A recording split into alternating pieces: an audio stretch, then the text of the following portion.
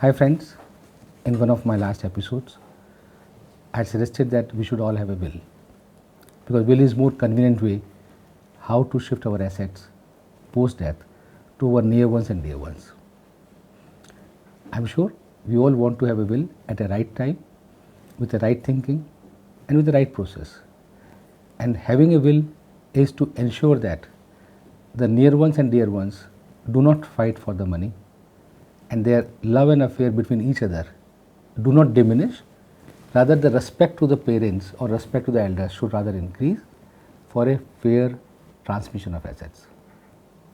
Now, in this episode, I want to suggest how to make a smooth inheritance for will to execute later on. Every one of us has various asset class of assets, which includes property, mutual funds, fixed deposits, shares, jewelry, bank accounts, and so on. Any type of instruments have either a nomination facility or assignment facility.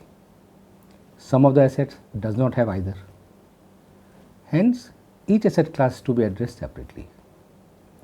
Wherever there is a nomination facility, like in the bank, like in the fixed deposits, like in the share demat account, similar assets like this, including mutual fund investments, we should make sure that there is a nominee, and wherever there is a facility, there is a alternate second nominee.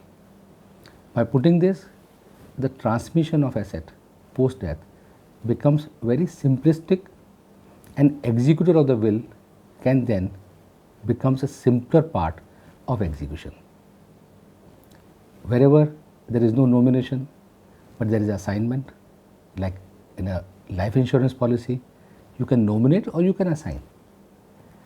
Both are the same thing, except that nominee holds the money or nominee holds the asset on behalf of the legal heir, while assignee owns the asset, and executor cannot ask the assignee to give back the asset for the legal heir.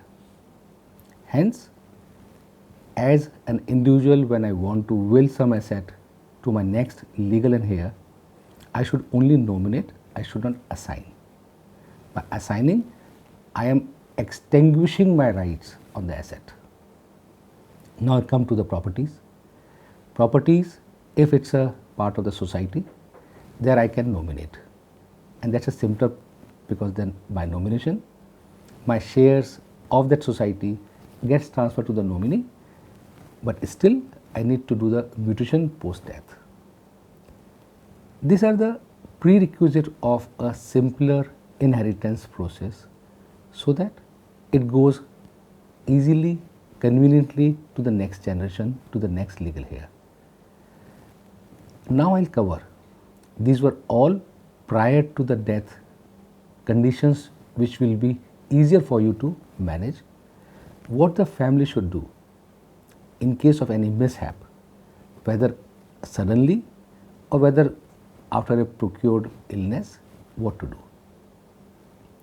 When any such thing happens, the family gets shattered, they are not at their 100% attention, and therefore it needs a time to come back to the situation where they can act towards this financial goal. It's not a goal, but it's a precondition or prerequisite to ensure that nothing is wasted which belongs to the family. Hence, whoever is the next head of the family or who is the eldest in the family who understands this, he or she needs to then address these issues by compiling all information, like which all are the bank accounts, which are the shares, which are the demat, which are the properties, which are the rents, tenants, anything like that part which are her assets or liabilities left by the person who is no more there. Everything starts after taking the death certificate. So my suggestion is, obtain as many original certificates as you would like to, because it doesn't cost you any extra money, barring 10 rupees per certificate or something. Everywhere you submit a original death certificate, hence your work is not stopped. For transfer shares, write to the companies along with the death certificate. For the bank accounts, write to the bank along with the death certificate. If there is a pension coming, write to the pension authorities that now the person is no more, pension should be stopped. If it's a demat account, get it transferred to your name by nomination, by giving the death certificate. Once all those things happen, continue to hold those assets as is. I would suggest if there was a joint account with the person who died and one of the family members, keep the joint account without change of the name for some time. Because any amount of check, any amount of asset encashed in the name of the person who died can be deposited in the said bank account. If the said bank account is also converted into the single bank account of a surviving member, then getting the encashment of such instrument of check, draft or ECS will bounce, and it will be a cumbersome process to get it released from the authorities. Hence, one such bank account should continue.